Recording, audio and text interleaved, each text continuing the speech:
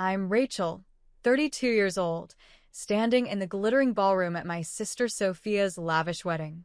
During the toast, my mother Eleanor stands, champagne flute raised high. To the daughter I've always been proud of, she begins.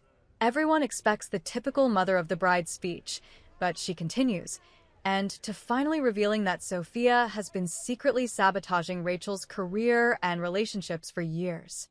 My champagne glass shatters as it slips from my fingers. The guests freeze in stunned silence. I look at Sophia, and in her eyes I see it. Guilt.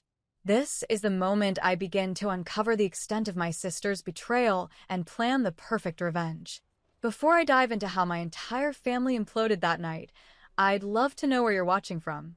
If my shattered champagne glass caught your attention, please hit that like button and subscribe to follow my journey from betrayal to justice. Trust me, what my mother revealed at that wedding reception was just the tip of the iceberg in this family revenge drama. Ready to hear how I discovered the truth about the sister I thought I knew? Let's continue. For as long as I can remember, I've lived in the shadow of my perfect, younger sister Sophia. She was always the star of the family, while I was the responsible, hard-working one who somehow never quite measured up. Our childhood home in suburban Connecticut was filled with Sophia's trophies and achievement certificates, while my own accomplishments seemed to blend into the background like wallpaper.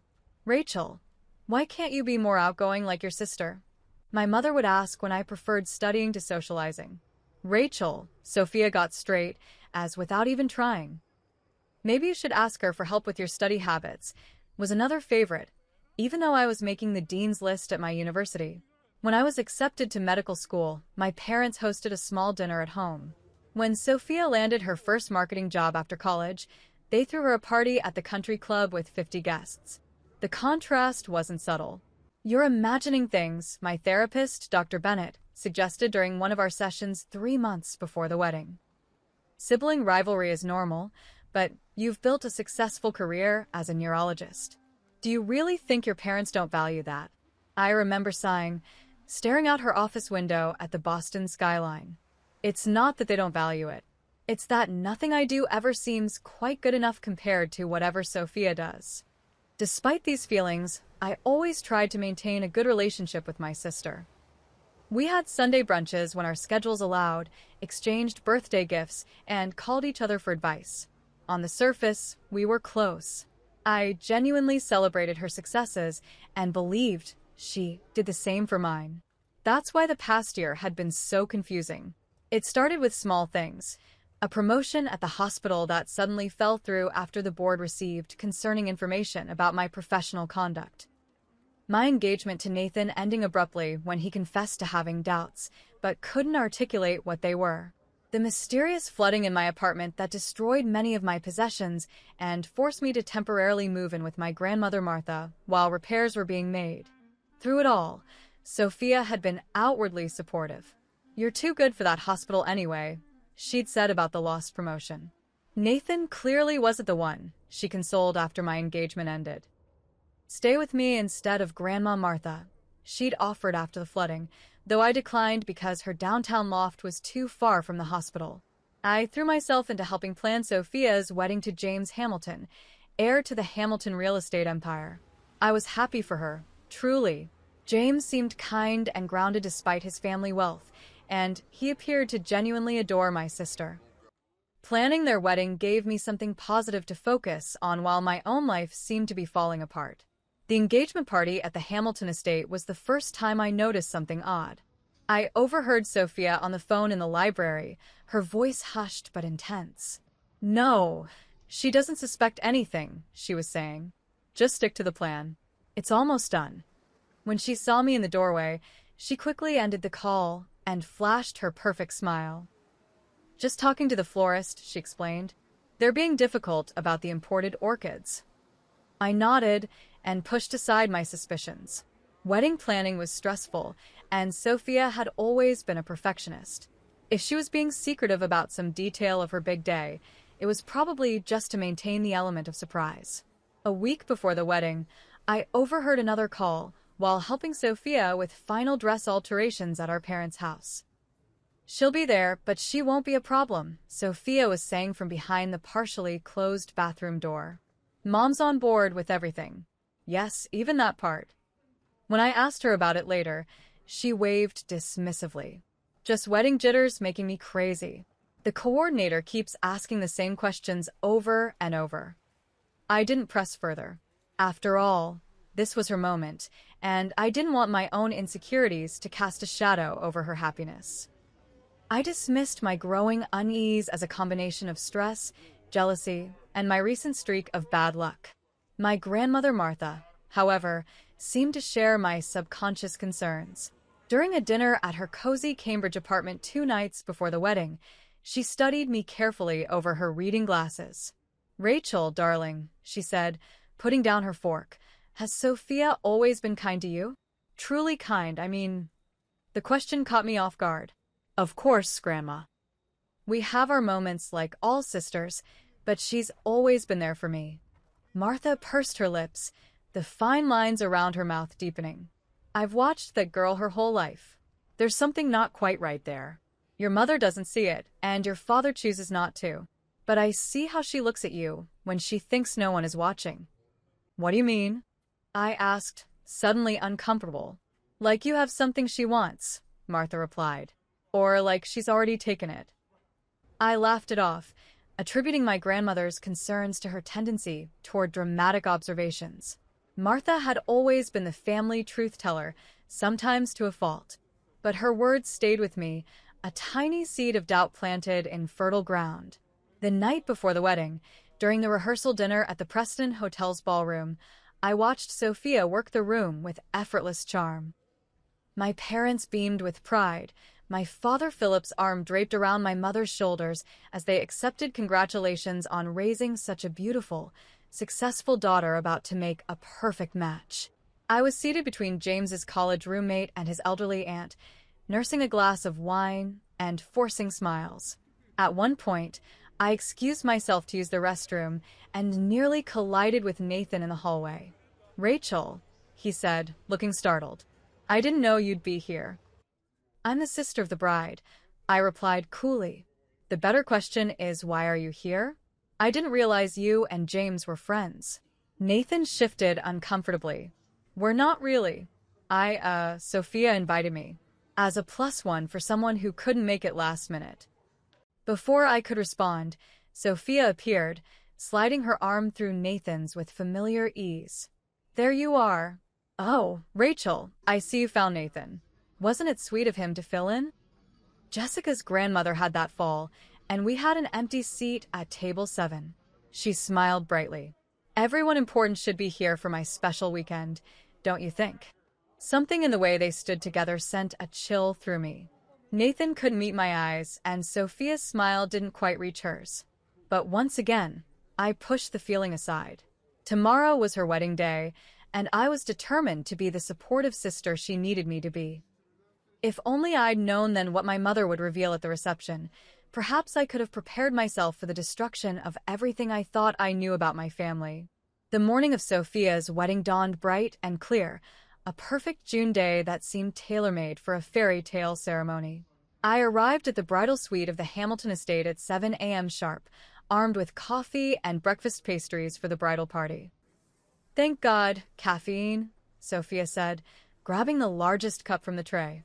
She was already in her silk robe, hair in rollers, looking fresh despite the early hour.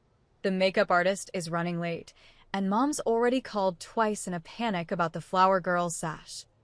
I set down the breakfast spread and began organizing the jewelry and accessories for the bridesmaids. Despite being Sophia's only sister, I wasn't the maid of honor. That role had gone to Amber, her college roommate.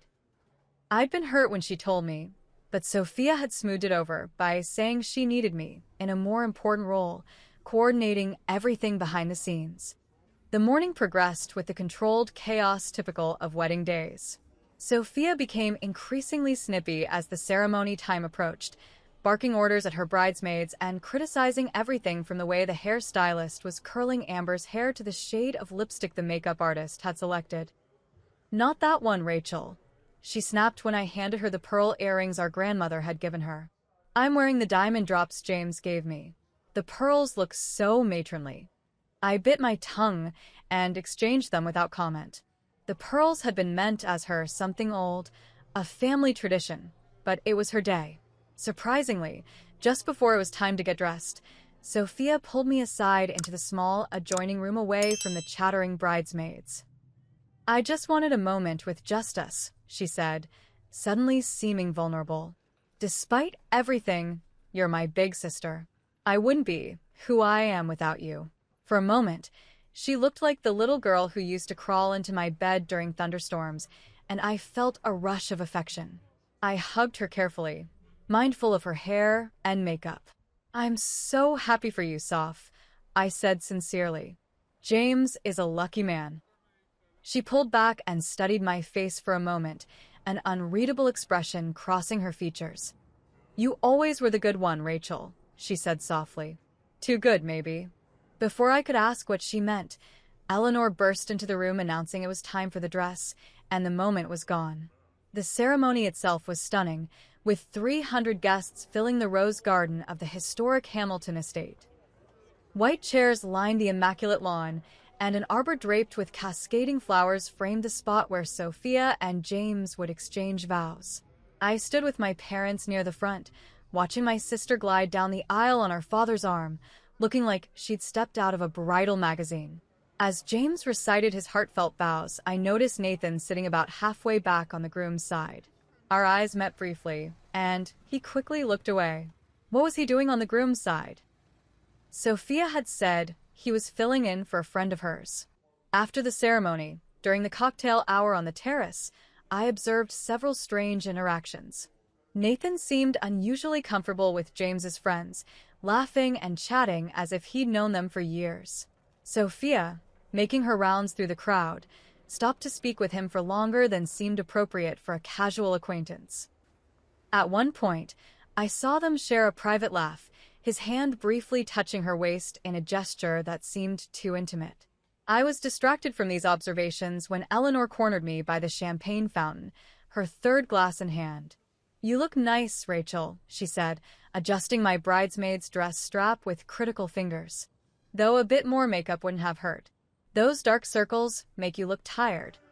"Thanks, Mom," I replied drily. "Long shifts at the hospital will do that." She sighed. "Such a demanding career. I still think you would have been happier in dermatology. Regular hours, better pay." I took a long sip of champagne rather than responding. This was an old argument, and today wasn't the day to rehash it. "Will you be saying anything during the toasts?" she asked suddenly. "No. Amber's giving the maid of honor speech. I wasn't asked to prepare anything." Eleanor frowned slightly. "That's not right. You should say something. You're her sister." "It's fine, Mom." "It's her wedding, her choice." "Well, I'll be sure to mention you in my toast," she said, patting my arm. There was something odd in her expression, a tension around her eyes that didn't match her smile. The reception was held in the estate's grand ballroom, a magnificent space with crystal chandeliers and floor-to-ceiling windows overlooking the manicured gardens. Dinner was served, the cake was cut, and finally, it was time for the toasts. James's best man went first with a charming, funny speech about their friendship. Amber followed with an emotional tribute to Sophia, highlighting her generosity and loyalty in ways that made me wonder if we were talking about the same person. James's father spoke briefly about welcoming Sophia to the family, and then it was my mother's turn. Eleanor rose gracefully, champagne flute in hand. At 60, she was still striking, her silver-streaked dark hair swept into an elegant updo that matched Sophia's. "When my daughter was born," she began, smiling at Sophia, "I knew she was special." There was a spark in her eyes, a determination that told me she would stop at nothing to get what she wanted in life. Polite laughter rippled through the crowd. "To the daughter I've always been proud of," she continued, and I settled in for what I assumed would be several minutes of Sophia adoration. But then my mother did something no one expected. She turned to look directly at me, her expression suddenly serious. And to finally revealing that Sophia has been secretly sabotaging Rachel's career and relationships for years. My champagne glass slipped from my fingers and shattered on the table. The entire ballroom fell silent, 300 pairs of eyes darting between me, my mother, and Sophia at the head table. "What?" James said, turning to his new wife with confusion. Sophia's face had drained of color. "Mom's had too much champagne," she said with a forced laugh. "She doesn't know what she's saying." But Eleanor wasn't finished. "I found the emails, Sophia. The ones to the hospital board member you were dating, spreading lies about Rachel's competence. I know you deliberately pursued Nathan to test his loyalty to your sister. I've seen the receipts for the plumber you hired to tamper with Rachel's apartment pipes." Gasps and murmurs spread through the ballroom. I sat frozen, unable to process what I was hearing. "For years," my mother continued, her voice breaking, "I turned a blind eye because I thought you needed extra attention. But watching you plan this wedding while continuing to undermine your sister at every turn, I can't stay silent anymore." Sophia stood up, so quickly her chair toppled backward. "This is insane. Mom is clearly having some kind of episode. Dad, do something." My father looked shell-shocked, his mouth opening and closing without words coming out. I finally found my voice. "Is it true?" I asked Sophia directly. She turned to me, her eyes narrowing. "Don't be ridiculous. Mom's jealous that all the attention is on me today. She's making this up." But I could see it in her face. The flash of calculation, the lack of genuine outrage. In that moment, I knew my mother was telling the truth. Without another word, I stood and walked out of the ballroom, my legs carrying me automatically through the French doors and into the garden beyond. Behind me, I could hear the chaos erupting, Sophia's continued denials, James's confused questions, guests whispering urgently to each other. I found a stone bench hidden behind a hedge of roses and sank onto it, my mind racing to process everything I'd just learned. The promotion, Nathan, my apartment. None of it had been bad luck. It had been Sophia, deliberately sabotaging my life while pretending to support me. "Are you okay?" a voice asked, startling me from my thoughts. I looked up to see a woman about my age with James's dark eyes and strong jawline. His sister Margaret, I realized. We'd met briefly at the engagement party. "Not really," I admitted. She sat beside me, careful to leave appropriate space. I always thought there was something off about Sophia, but James was so in love, he couldn't see it. "You believe what my mother said?" Margaret nodded slowly. "I've seen how Sophia operates.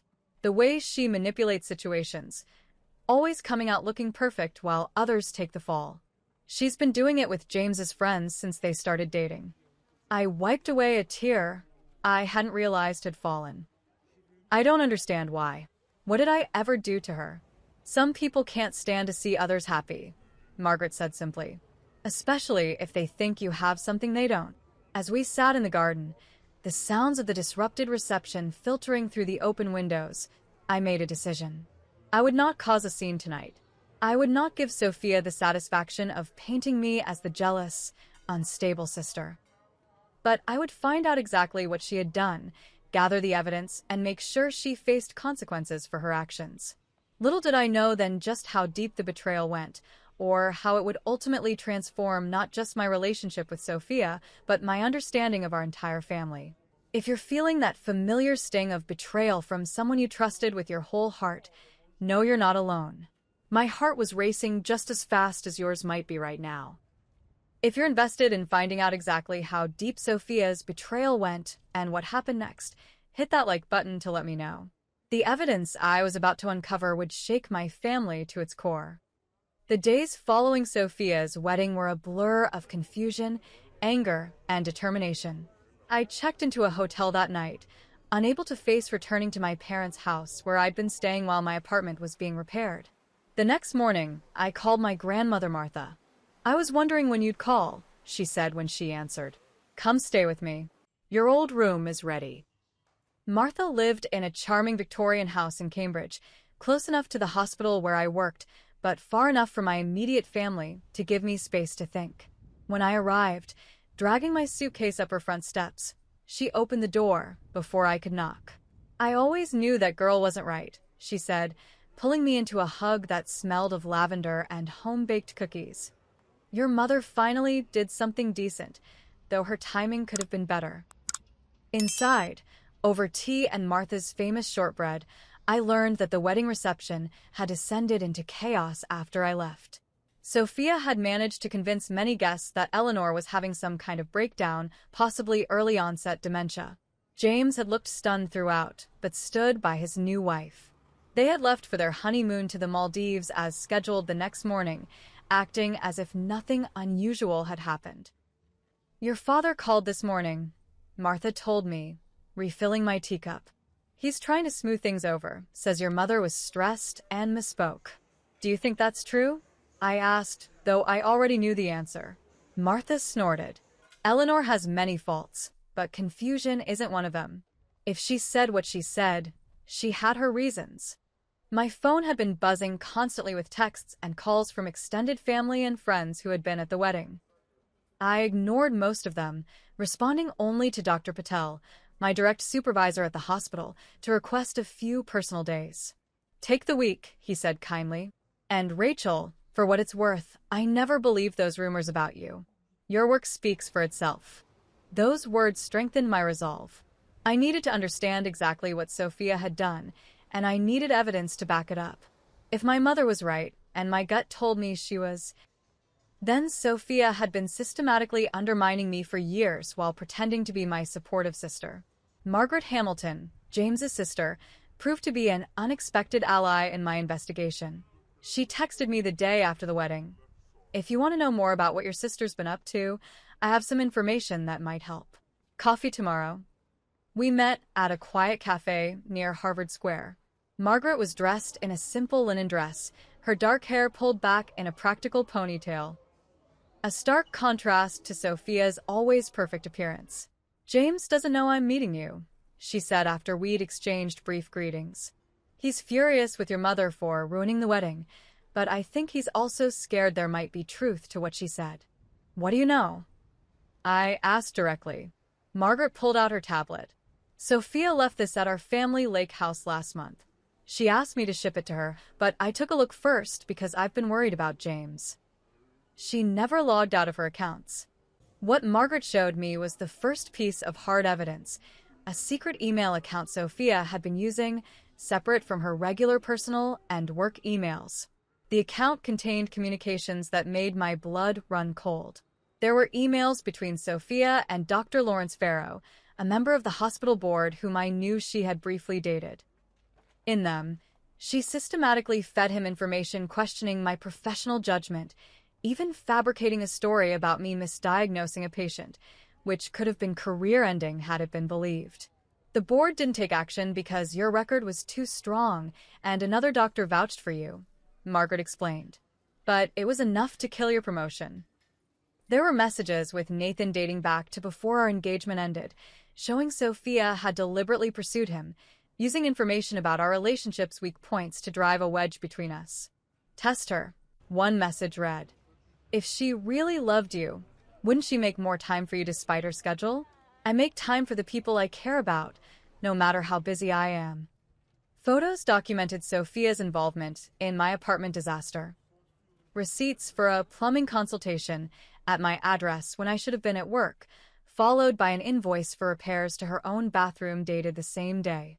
Most disturbing were bank statements showing small but regular withdrawals from a joint account our parents had set up for us years ago. I had forgotten the account existed, rarely using it, but apparently Sophia had been helping herself to my share for years. "There's more," Margaret said, scrolling further. "She's been doing similar things to some of James's friends who she thought were a bad influence on him. And she's been collecting information on his family business." That's what first made me suspicious. I felt physically ill looking at the evidence of my sister's systematic betrayal. "I need copies of everything," I said. Margaret nodded. "I've already backed it up. But Rachel, be careful. From what I've seen, Sophia is calculating and has no problem hurting people who get in her way." Armed with this initial evidence, I began my own methodical investigation. I contacted Nathan, asking to meet in person. He initially refused, but when I mentioned I had seen emails between him and Sophia, He agreed to coffee at a public place. "I never meant to hurt you," he said, looking miserable across the table from me. "Sophia kept saying you were probably cheating on me because of your long hours at the hospital. She had all these concerns about your commitment. And instead of talking to me about it, you started sleeping with my sister?" I kept my voice steady with effort. Nathan had the grace to look ashamed. "It didn't start physical until after we broke up, but the emotional affair, yes, that started before. She was always there, always sympathetic about how neglected she thought I felt. She made it seem like she was trying to help our relationship, but looking back, she was undermining it from the beginning." "When did it end?"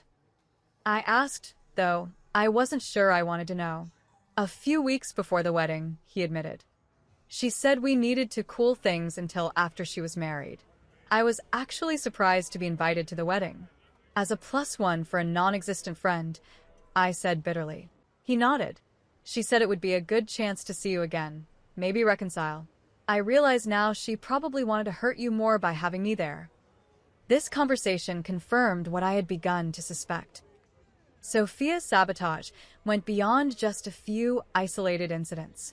It was a pattern that had likely affected more areas of my life than I yet realized. I dug deeper, reaching out to former boyfriends under the pretense of closure conversations. 2 of them revealed similar stories. Sophia had inserted herself into our relationships, always appearing supportive while subtly planting seeds of doubt. At the hospital, I had a frank conversation with Dr.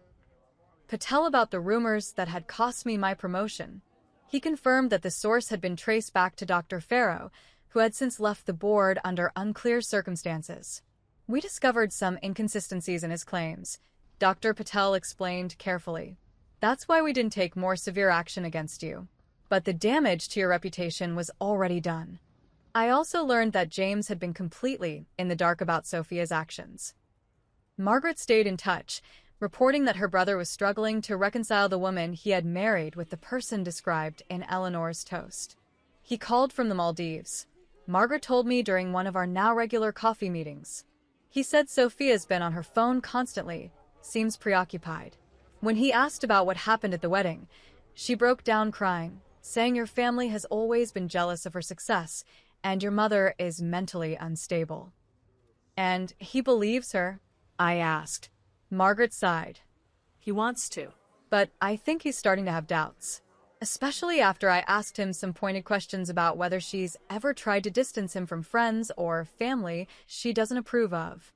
As I gathered evidence and pieced together the extent of Sophia's manipulation, I struggled with conflicting emotions. Part of me wanted immediate, public revenge, to expose her to everyone the way she had been exposed at the wedding.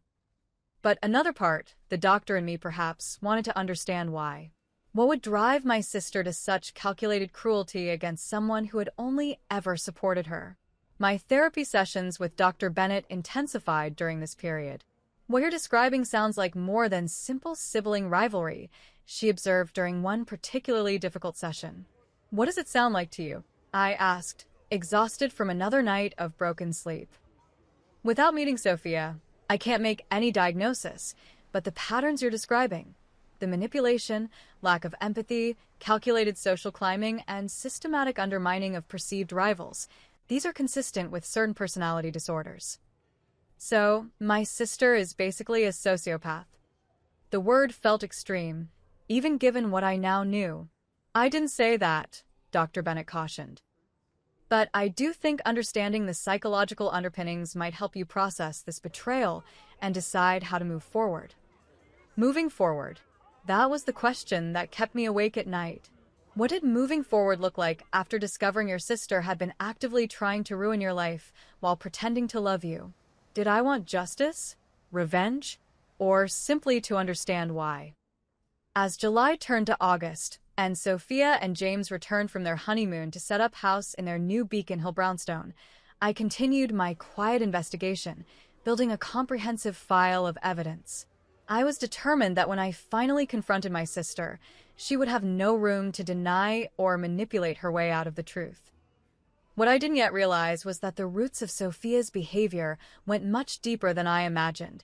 into the very foundation of our family structure and the secrets our parents had kept for decades. By mid-August, I had amassed substantial evidence of Sophia's systematic sabotage of my life, but I still didn't understand why. What would drive my sister to such calculated cruelty? To answer this question, I began researching family dynamics and personality disorders, spending hours in the medical library at the hospital during my breaks. I read about narcissistic family systems, where one child is elevated to golden status while another becomes the scapegoat. I learned about traits like pathological envy and lack of empathy that could explain Sophia's ability to hurt me while maintaining a perfect facade. But these clinical explanations, while informative, felt incomplete. There had to be more to the story. My grandmother Martha became my confidant during this time, our evening conversations on her wraparound porch stretching late into the night.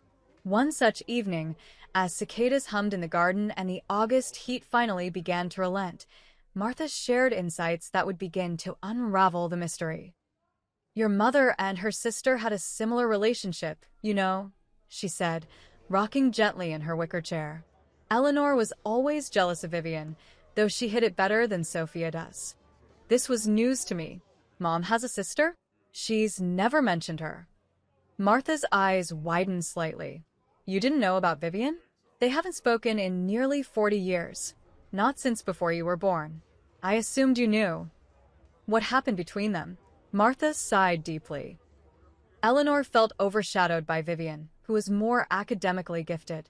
When they both fell in love with the same man, your father, and he chose Eleanor, she made sure to rub it in. Then she systematically turned your father against Vivian, claiming she was trying to sabotage their relationship." The parallels were chilling. "Are you saying my mother did to her sister what Sophia has been doing to me?" "History often repeats itself in families," Martha said quietly.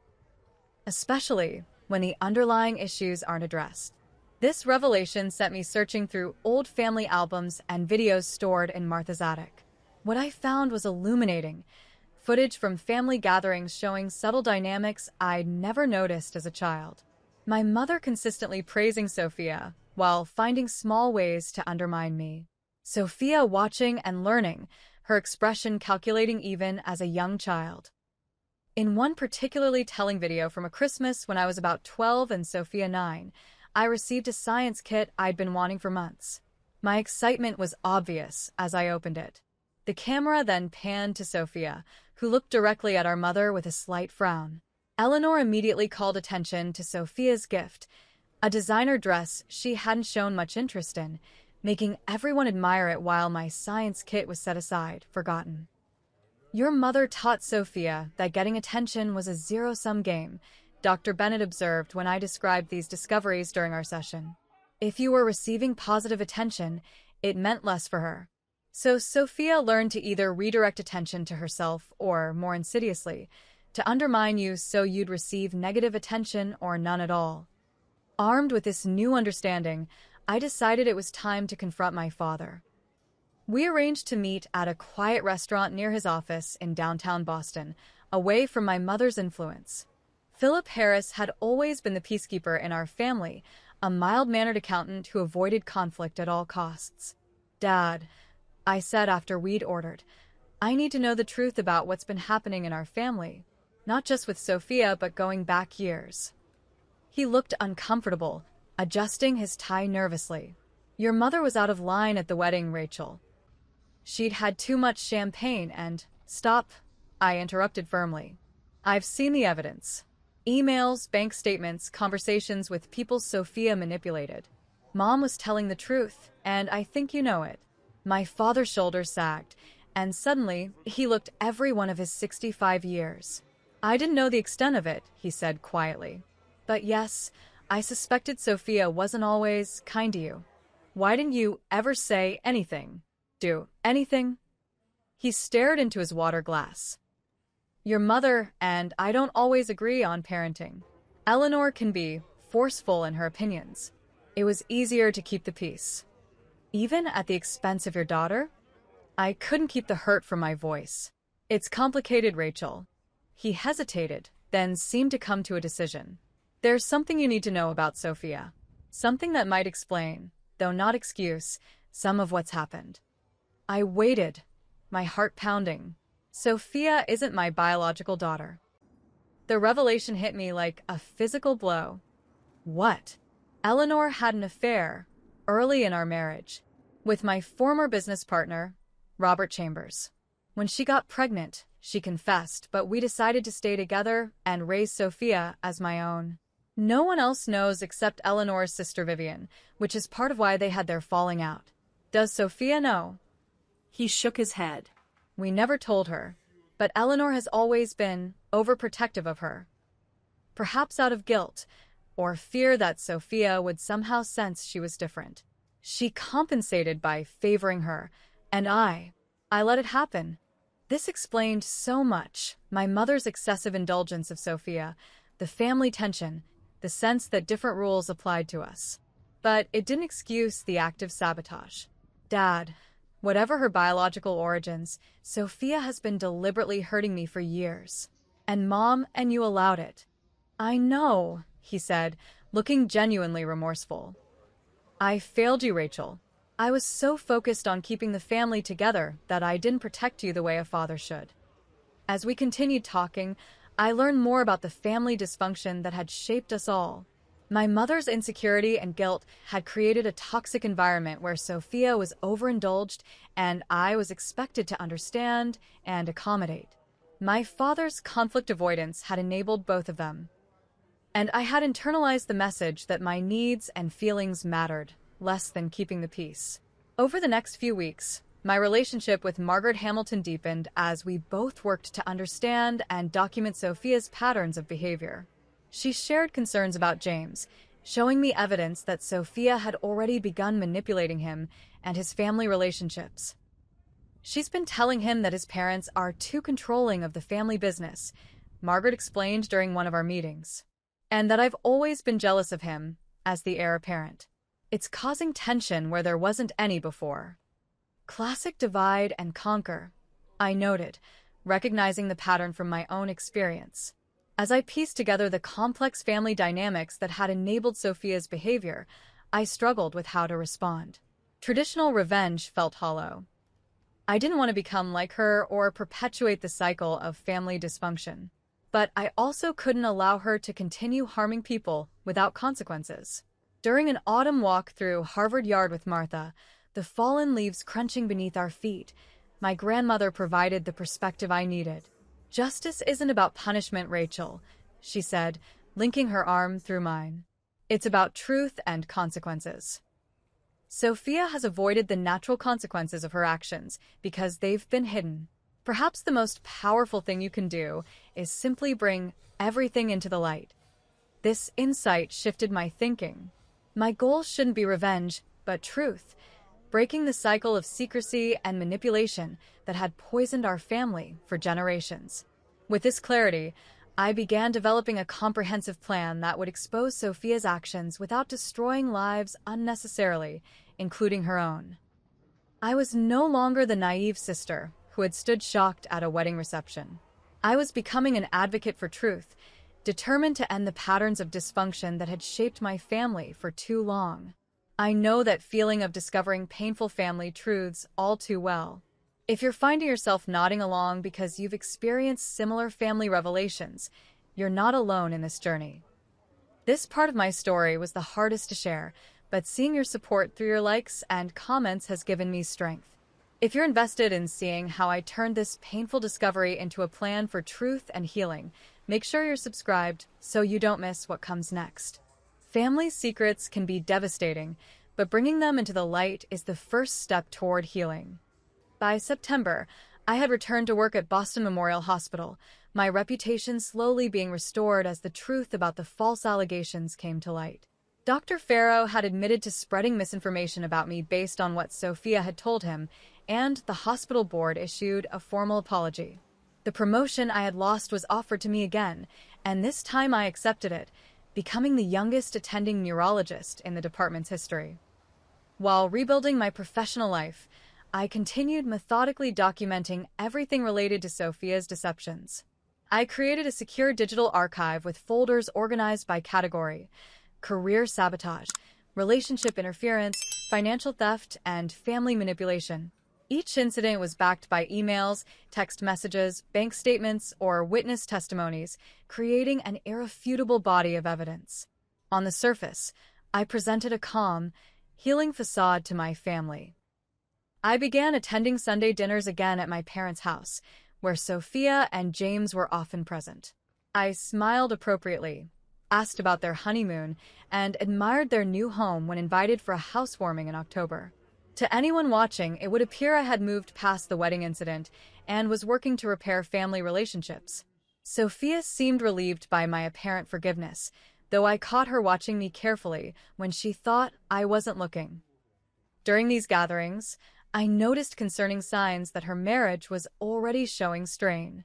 James was often quiet, his easy smile replaced by a thoughtful frown. Sophia dominated conversations, subtly controlling which topics were discussed and frequently speaking for her husband. "James and I think the Hamilton Company should expand internationally," she would say, or "James and I have decided not to attend his parents' anniversary cruise." Each time, James would give a tight smile that didn't reach his eyes. I recognized that expression. I had worn it myself for years. Thanksgiving dinner became a strategic opportunity to observe and record inconsistencies in Sophia's stories. My phone in my pocket, set to record, I asked innocent questions about her new life. "How's the charity gala planning going?" I asked, passing her the cranberry sauce. "Exhausting," Sophia sighed dramatically. "The committee is so disorganized. I'm basically doing everything myself." Later, when James mentioned being impressed by the committee chair's efficiency, Sophia smoothly pivoted.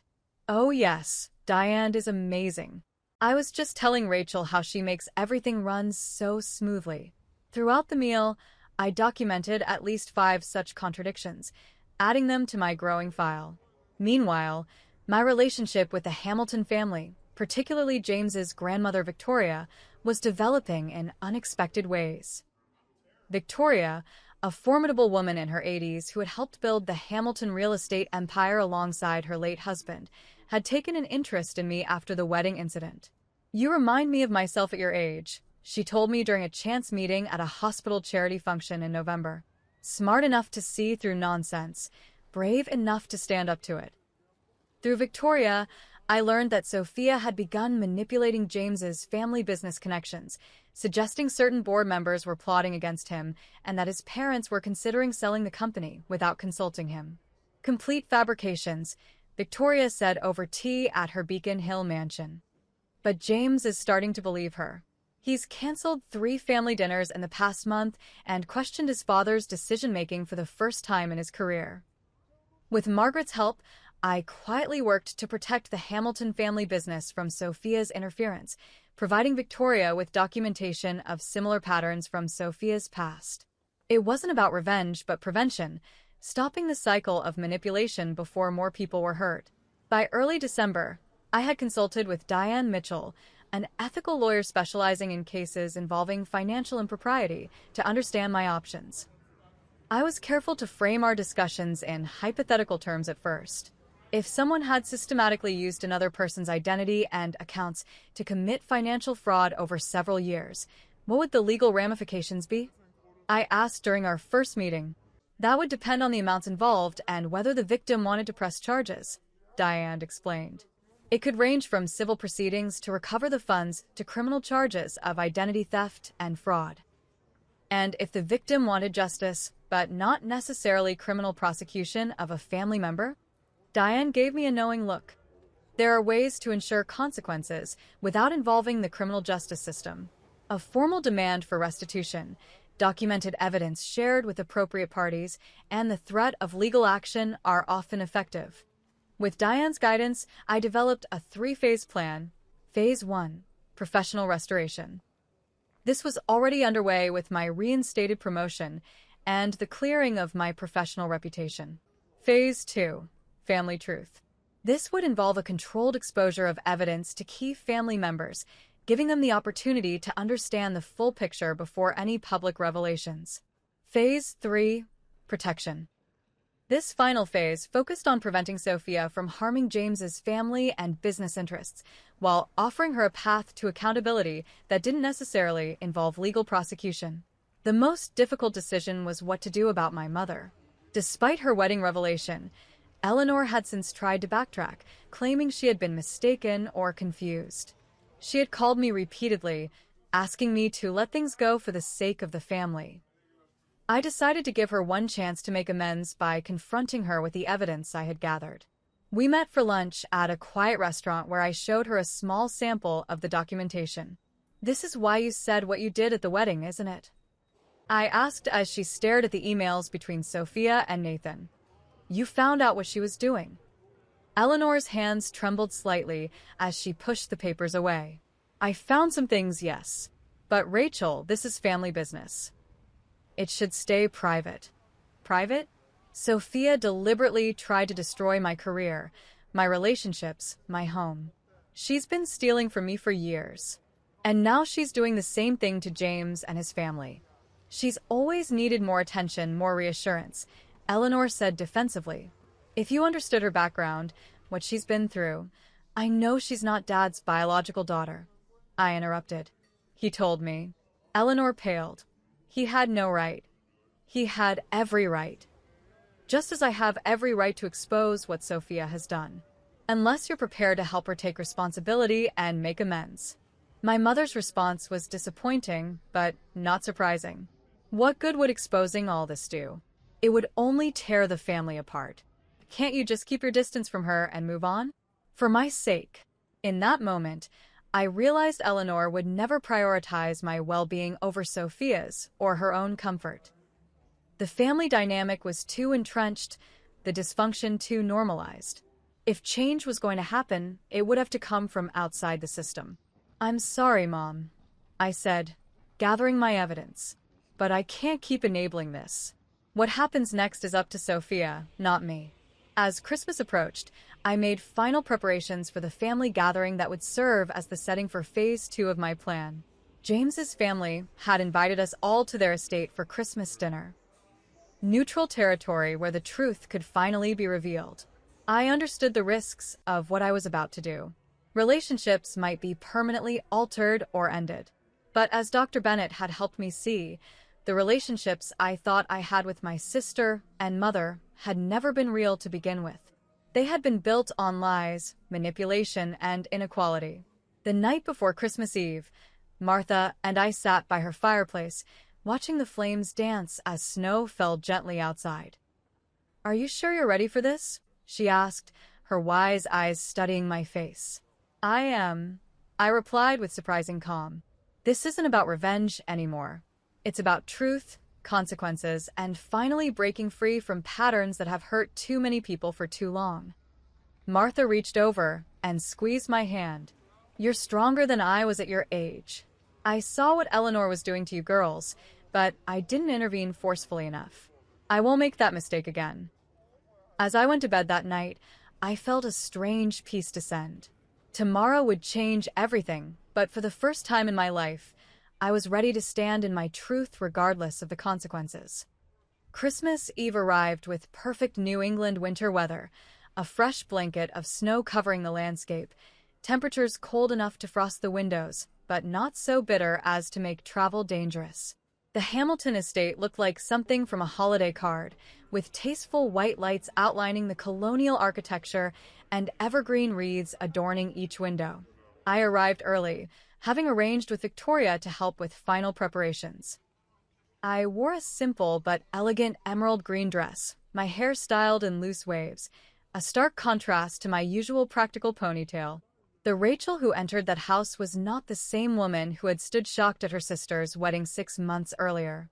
"You look lovely, dear," Victoria said, greeting me in the grand foyer decorated with a 12-foot Christmas tree. "And remarkably calm, considering." "I've had months to prepare," I replied, handing her the bottle of wine I'd brought. "No more surprises, just truth." We worked together to arrange the seating for dinner, strategically placing key players where they needed to be. James's father Christopher at one end of the table, Victoria at the other. James and Sophia would sit in the middle of one side, with my parents across from them. Margaret would be next to James, and I would sit beside my father, diagonal from Sophia, close enough to maintain eye contact, but not directly opposite her.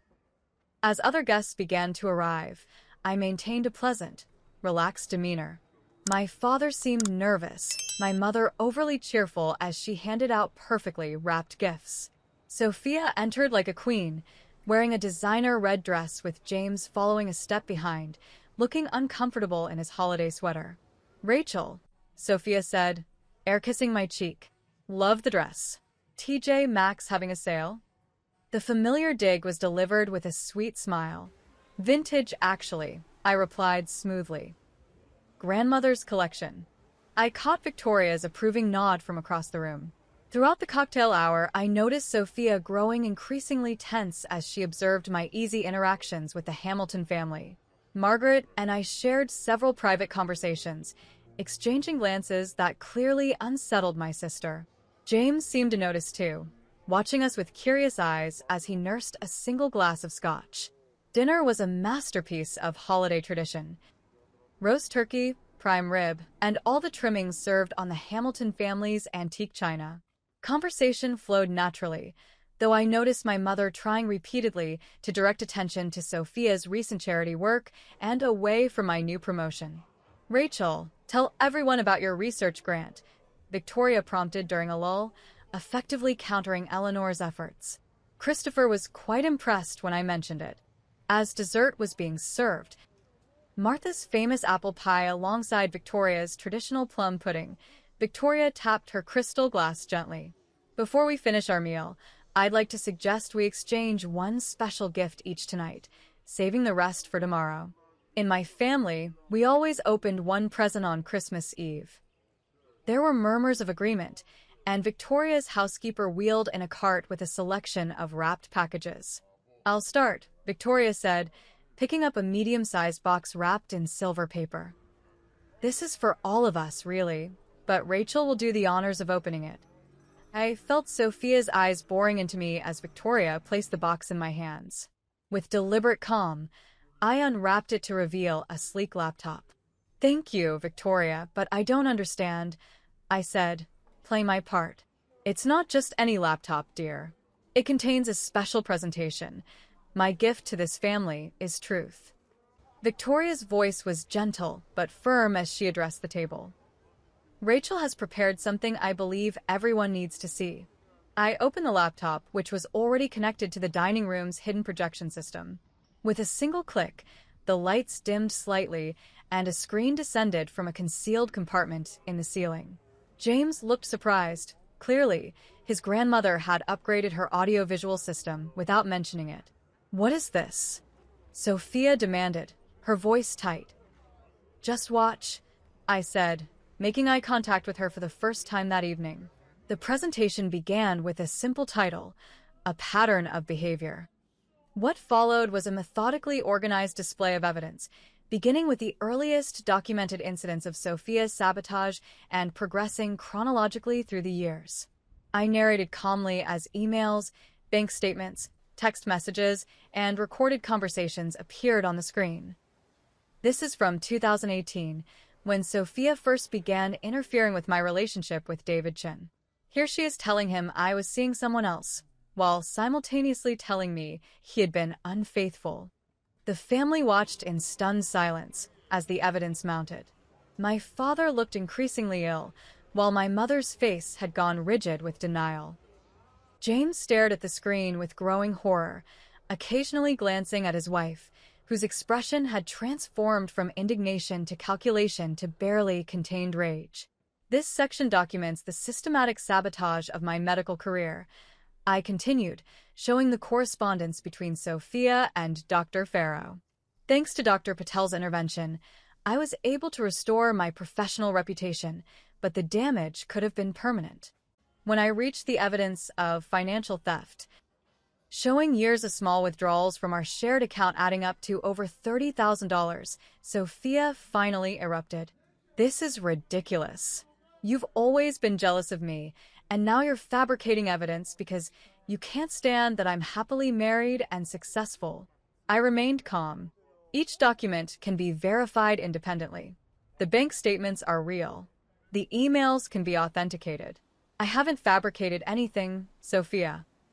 James, we're leaving, Sophia declared, standing abruptly. I won't sit here and be attacked by my disturbed sister on Christmas Eve. But James didn't move. Sit down, Sophia, he said quietly. I want to see the rest. The most damning evidence came last. Documentation of Sophia's recent manipulation of the Hamilton family business. Emails to board members suggesting James's father was considering selling without consulting his son. Messages to James's mother canceling family commitments in his name without his knowledge. Financial inquiries about the structure of the Hamilton Family Trust. As the presentation concluded, there was a moment of complete silence before Victoria spoke. I've conducted my own investigation, she said, her voice steady despite her age. Everything Rachel has presented is consistent with what I found. Sophia has been attempting to create division in our family just as she did in hers. That's not true. Sophia's voice had taken on a desperate edge. Rachel has always been jealous of me. Mom, tell them. All eyes turned to Eleanor, who seemed to shrink in her chair. Sophia has always needed extra attention, she began weakly. Stop it, Eleanor, my father interrupted with unexpected firmness. No more excuses. What happened next stunned everyone. Margaret stood and walked to the laptop, inserting a small flash drive. There's one more piece of evidence you should all hear. The recording that played was a conversation between Sophia and my mother, clearly taken without their knowledge, dated just 2 weeks after the wedding. Sophia's voice filled the room. I can't believe you said that at my wedding. After all these years of helping me, suddenly you grow a conscience. I was upset, Eleanor's recorded voice replied. You promised you'd stop after you married James. But then I found out about the Hamilton Trust inquiries. That's different.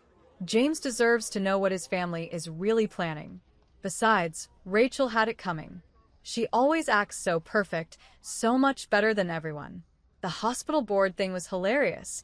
Did you see her face when she got passed over for that promotion? Eleanor's recorded sigh was heavy with resignation. Just be more careful. If your father ever found out everything you've done. He's not my real father anyway, so who cares what he thinks? Sophia's laugh was chilling in its callousness. The recording ended, and the room erupted into chaos. Sophia lunged for the laptop, but James caught her arm. Don't, he said, his voice colder than I'd ever heard it. It's over, Sophia. My mother had buried her face in her hands, while my father sat rigidly upright, his expression a mask of pain and resolve. How long have you known?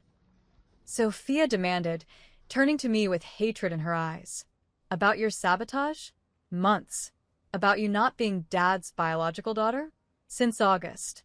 But that's not why I'm doing this. Biology doesn't matter. What you've done does. Victoria stood, her regal bearing commanding attention despite her age. I think it would be best if Sophia left now. Christopher, please have William bring the car around. You can't throw me out. Sophia protested. James, tell them. But James was already removing his wedding ring. I'll be staying with my parents tonight. My lawyer will contact you after the holidays regarding separation proceedings. You can't do this. I'm your wife. A marriage built on lies isn't a marriage at all, James said quietly. I don't know who you really are, but I know I can't spend my life with you. As Sophia was escorted from the room, still protesting her innocence despite the irrefutable evidence, Eleanor attempted to follow.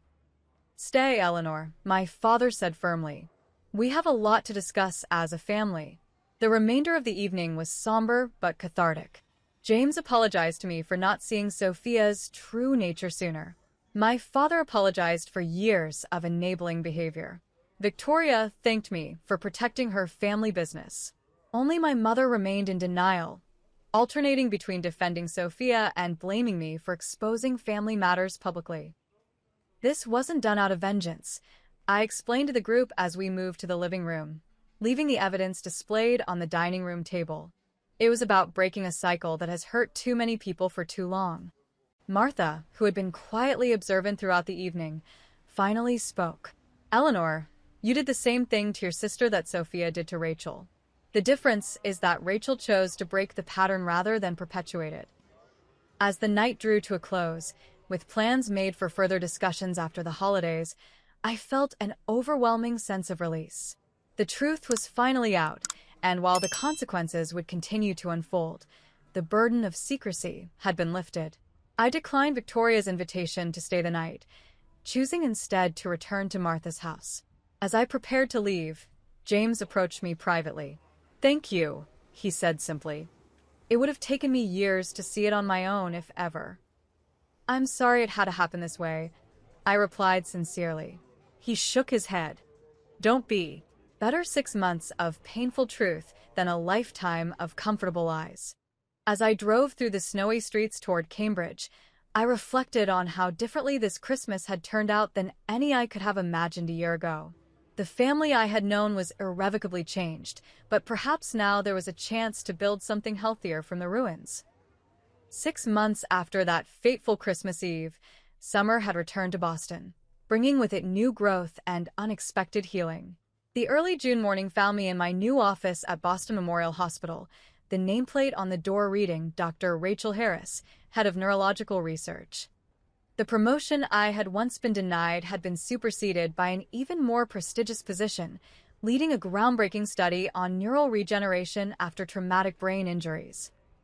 The past half year had brought tremendous change, professionally and personally. My work had flourished without the constant undermining from Sophia. My colleagues, now aware of what had happened, had rallied around me with support and collaboration opportunities. Dr. Patel had become a mentor, guiding my research and encouraging me to publish findings that were now gaining recognition in the medical community. More surprising was my personal life. Dr. Michael Brennan, a neurosurgeon who had defended me to the hospital board during the false allegations, had asked me to coffee in January. What started as collegial appreciation had grown into something deeper. At 36, Michael was thoughtful and direct, with none of the game-playing I'd experienced in past relationships. We were taking things slowly, but for the first time in years, I felt secure in a romantic connection. My living situation had changed as well. With my career on solid footing, I had purchased a small Victorian house near Martha's neighborhood in Cambridge.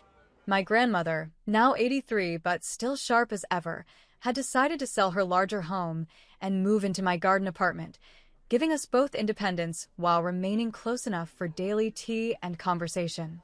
The family landscape had shifted dramatically. James's divorce from Sophia had been finalized in record time, expedited by the mountain of evidence and Sophia's increasingly erratic behavior when confronted with the truth. The Hamilton family had protected their business interests, removing Sophia from any positions of influence and conducting a thorough audit to ensure no lasting damage had been done. My father Philip had surprised everyone by finding his voice after decades of acquiescence. He had moved out of the family home in February, renting an apartment downtown while he and Eleanor attempted marriage counseling. Their future remained uncertain, but he had established clear boundaries for the first time in their relationship. Eleanor's journey had been more complicated. Initially, she had doubled down on defending Sophia, accusing me of exaggerating and manipulating evidence.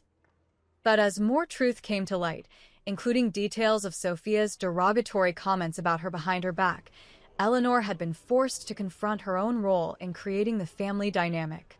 Our relationship remained strained, limited to occasional lunch meetings where conversations stayed carefully neutral. The most unexpected development had come in April, when I received an email from Sophia. After the Christmas Eve exposure, she had disappeared from Boston, reportedly staying with friends in New York. Her message was brief but shocking. "I've been in therapy for 3 months. My doctor thinks I have narcissistic personality disorder. I don't know if I believe it, but I'm trying. If you're willing to talk, I'd like to try to understand what happened between us." After consultation with Dr. Bennett and careful consideration, I had responded cautiously, open to the possibility of healing but requiring accountability as a prerequisite. We had exchanged a few messages since, each revealing a Sophia I had never known, vulnerable, uncertain, and possibly, for the first time, honest. We had agreed to meet in person the following week, with our therapists present, to begin what would undoubtedly be a long and difficult conversation about our shared past and whether any form of relationship was possible in the future. Family therapy had also begun, revealing the roots of dysfunction that stretched back generations. Our maternal grandmother, it turned out, had played favorites with her daughters, just as Eleanor had with us, creating a pattern of competition and resentment that had poisoned both generations. Eleanor was slowly, painfully beginning to acknowledge her role and the damage it had caused. On a warm Sunday evening in June, I hosted a small dinner gathering in my new home. The table on my back patio was set for 6: Martha, Margaret, who had become a close friend, Michael, Dr. Patel, and his wife Nina, and me. These people represented my chosen family, the supportive connections I had built while freeing myself from toxic dynamics. As we enjoyed dessert and coffee under string lights in the gathering dusk, I found myself reflecting on the journey of the past year. "I'd like to make a toast," I said, raising my glass. The conversation quieted as my guests turned attentive faces toward me. To the daughter who learned that family is defined by love and truth, not blood and secrets. Martha's eyes glistened with unshed tears as she recognized the words, a reclaiming of my mother's wedding toast that had started this entire journey. The following morning, I received a notification about Sophia's upcoming court appearance for financial restitution related to the funds she had taken from our shared account. My lawyer had advised me to attend, but after careful consideration, I declined. My presence wasn't necessary for justice to be served, and my energy was better spent building my new life than revisiting the pain of the past. As I closed my laptop and prepared for my day at the hospital, I thought about the generations of women in my family who had been trapped in cycles of favoritism, competition, and resentment. For perhaps the first time in our family history, that cycle had been broken. The cost had been high, relationships damaged or lost, painful truths exposed, but the freedom on the other side was worth it. True revenge, I had come to understand, wasn't about exposing Sophia or seeing her punished. It was about freeing myself from toxic dynamics and creating a life defined by authentic connections rather than manipulation and deceit. The ultimate victory wasn't winning against my sister, but refusing to play a game that had no real winners, only varying degrees of loss. As summer bloomed in Boston, so too did my conviction that the future would be different from the past. The journey of healing had only begun, for me and for my family, but for the first time, we were walking in the light of truth rather than the shadows of secrets. I know many of you watching have experienced family betrayal or discovered painful truths about those you trusted most. Your comments on my previous videos have shown me how universal these struggles can be. If my story has resonated with you, please take a moment to like this video and subscribe to my channel where I'll be sharing more about my ongoing journey toward healing and building healthy relationships after family trauma. I'd love to hear your thoughts in the comments below. Have you ever had to choose between family loyalty and your own well-being? What helped you move forward after a betrayal? Your experiences might help someone else who's walking a similar path right now. Thank you for witnessing my story. Remember that breaking toxic family cycles isn't selfish. It's an act of courage that can heal generations to come. If you found value in this video, please share it with someone who might need to hear that they're not alone in their family struggles. Until next time, this is Rachel, wishing you truth, healing, and the courage to create the family you deserve, whether born or chosen.